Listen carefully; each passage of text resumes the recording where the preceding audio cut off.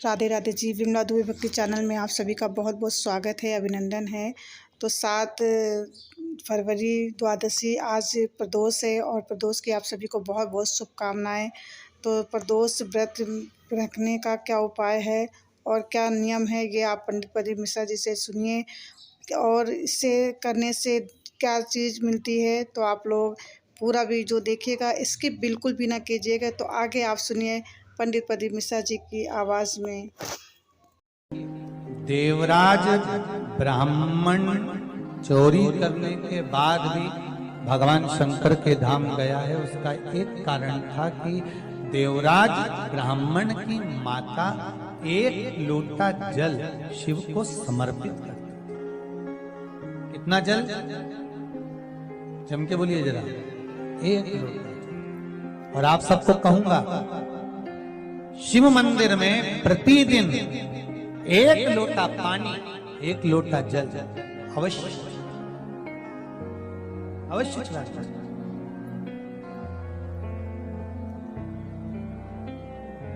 एक लोटा पानी भगवान शंकर को अवश्य। क्या होता है? 3 दोष समाप्त होते हैं एक लोटा पानी शिव जी को चढ़ाने से। 3 दोष। पहला पितृदोष, दूसरा वास्तु दोष और तीसरा कालसर्प दोष। जब हम घर में से जल लेकर जाते हैं तो हमारे घर का पानी जब जाता है तो घर का जो वास्तु केंद्र होता है वो रसोई घर होता है। रसोई घर में से जल ले जाकर शिव जी को चढ़ाते हैं तो उससे वास्तु दोष समाप्त। दूसरे नंबर पर है पितृदोष। घर का जो मटका होता है, परिंडा होता है, हंडा होता है, वो पितरों का स्थान है। उस पितरों के स्थान पर जो जल भरा होता है उसमें से अगर भाग भगवान शिव को चढ़ाया जाए तो पितरों का देवता आर्यमा भगवान शंकर के कहने पर चलता है। इसलिए वो भाग जब शिव को प्राप्त होता है तो आर्यमा संतुष्ट होकर पितरों को भी फल प्रदान करता है। तीसरे नंबर पर कालसर्प दोष। भगवान शंकर को एक लोटा पानी अगर चढ़ा रहे हो, भगवान शिव पर एक लोटा पात्र जल का अगर चढ़ा रहे हो तो आपका कालसर्प दोष समाप्त। कालसर्प दोष होता कैसे?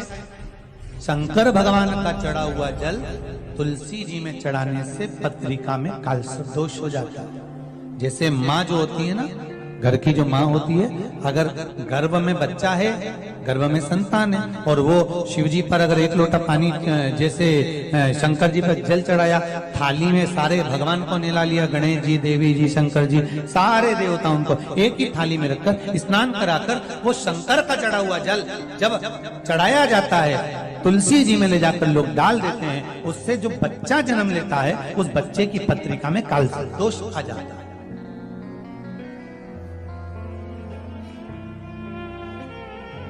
इसलिए शिव महापुराण की कथा कहती है सारे देवताओं को भले एक ही थाली में स्नान करा लो, एक ही पात्र में स्नान करा, पर देवाधिदेव महादेव को एक छोटे से पात्र में अलग से स्नान करा लेना चाहिए, अलग से।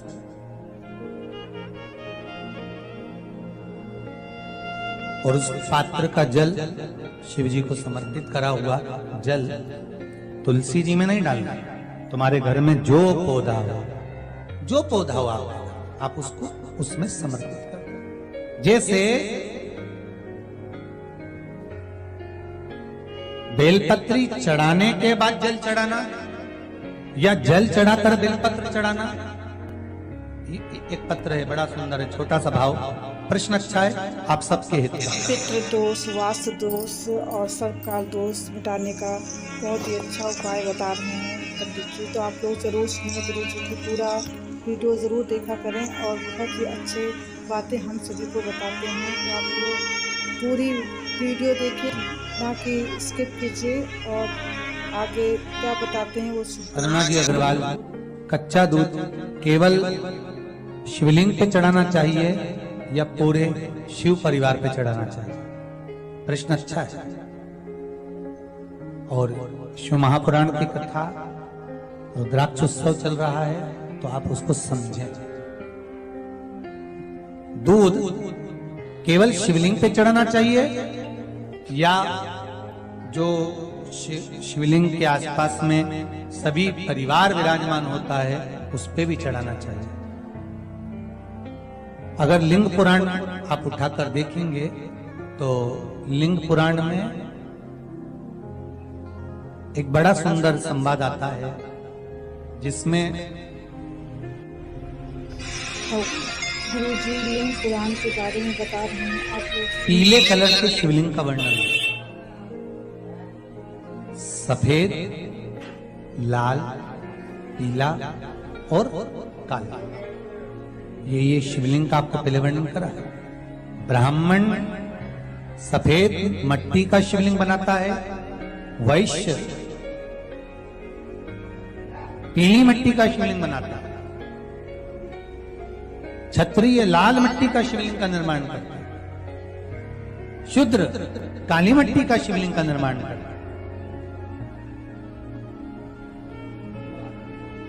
काली मिट्टी के शिवलिंग का निर्माण करता है। ये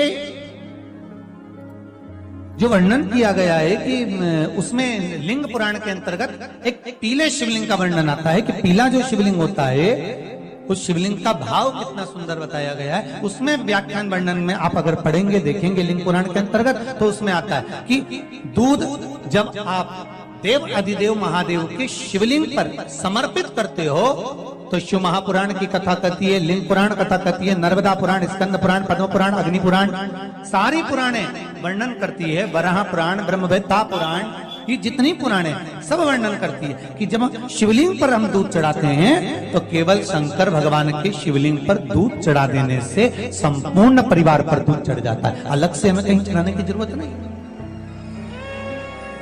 अलग से हमें कहीं दूध ले जाकर चढ़ाने की जरूरत नहीं कि हमें गणेश जी को अलग से चढ़ाना पड़ेगा, देवी जी को अलग से चढ़ाना पड़ेगा, कार्तिकेय जी को अलग से चढ़ाना पड़ेगा या नंदी को अलग से चढ़ाना पड़ेगा।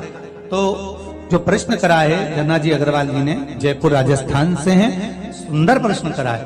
और ये आपको ज्ञात होना चाहिए कि शंकर भगवान पर चढ़ाया गया थोड़ा सा भी दूध जल जो हम भगवान शिव को समर्पित कर रहे हैं वो केवल शिव के लिए नहीं रहता, केवल भगवान शंकर के लिए नहीं है, वो स्वयं 33 कोटि देवताओं को समर्पित हो जाएगा, स्वयं 33 कोटि देवताओं को।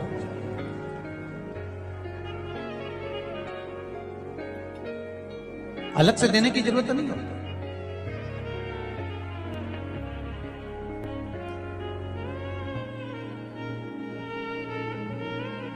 महाराज एक लोटा पानी, बेलपत्री आप शिवलिंग पर पहले चढ़ा रहे हैं, उसके बाद जल चढ़ा रहे हैं। दूसरा, जल चढ़ाने के बाद बेलपत्र चढ़ा रहे हैं। ये दो अलग अलग क्रम है शंकर भगवान की पूजन के। आप समझ लीजिएगा जरा, ये प्रसंग कभी नहीं आया, आज आया है तो उसको समझ।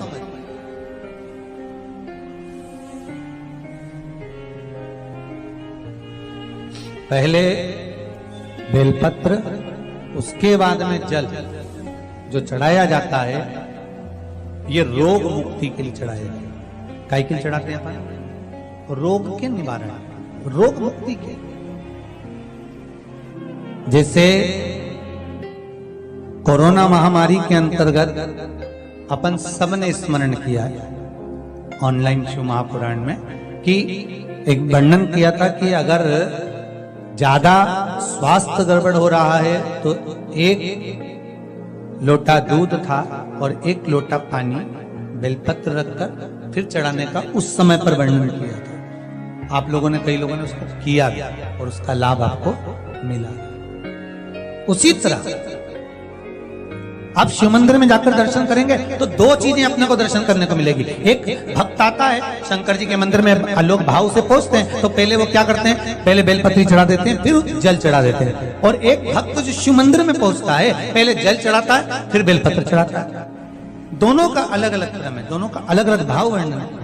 पहला, अगर बेलपत्र चढ़ाया है और उसके बाद अगर आप शंकर भगवान पे जल चढ़ा रहे हो तो ये रोग मुक्ति के लिए होता है। जैसे बड़े रोग किसी को हो जाए, रोग किसी को घेर ले, तो वो बेलपत्री चढ़ाने के बाद फिर जल चढ़ाएगा तो उसको रोग थम जाएगा और फिर वो रोग आगे नहीं बढ़ेगा। ओम शिवाय नमस्तुभ्यम। आपको ये वीडियो अच्छी लगी हो तो ज़्यादा से ज़्यादा शेयर करें, लाइक करें, कमेंट करें, बेल आइकन दबाना आप लोग बिल्कुल भी ना भूलें। और प्रदोष की आप सभी को बहुत बहुत शुभकामना। प्रदीप मिश्रा जी बहुत ही अच्छी सी जानकारियाँ देती हैं। अगर ये जानकारी आप लोग अपने जीवन में उतारेंगे तो आप लोग को बहुत ही फ़ायदा करेगा। तो आप लोग प्लीज़ ज़रूर पूरा वीडियो देखा करें और कमेंट बॉक्स में भी ज़रूर लिखा करें। अगर आपको कोई चीज़ समझ में नहीं आती है तो मैं उत्तर देने की कोशिश करूँगी। नेक्स्ट वीडियो में फिर से मिलते हैं, तब तक के लिए राधे राधे, नमस्कार, प्रणाम।